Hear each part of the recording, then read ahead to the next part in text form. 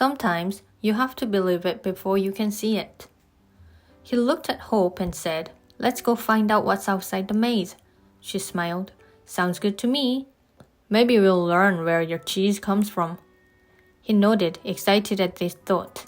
"And your apples too." Hope got to her feet. "I'm in," she said.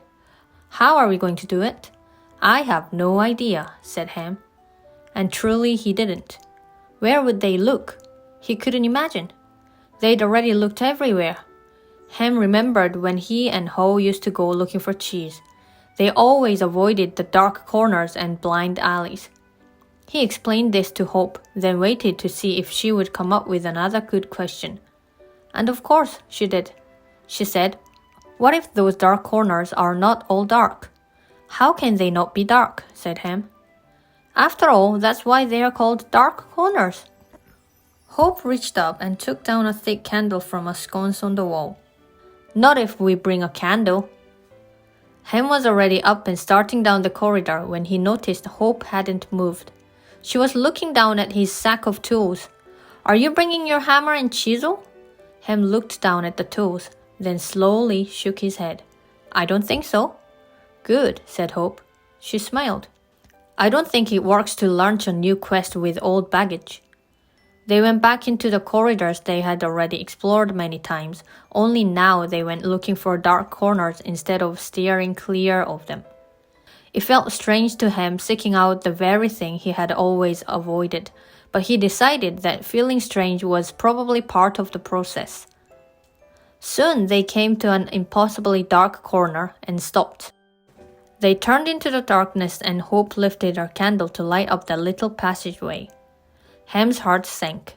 The candle's light shone just far enough to reveal that the passageway ended in nothing but darkness and a flat brick wall. "Another blind alley," he said. Hope looked thoughtful. "That's what I'm thinking too," she said. "But what if that is not a thought we should trust? After all," she added, "not all dark corners are dark. Maybe not all blind alleys are blind." Ham liked that thought. He decided to see if he could hold on to it and trust it enough that it would turn into a belief. He closed his eyes and tried once more to use his imagination. For several long moments, nothing happened.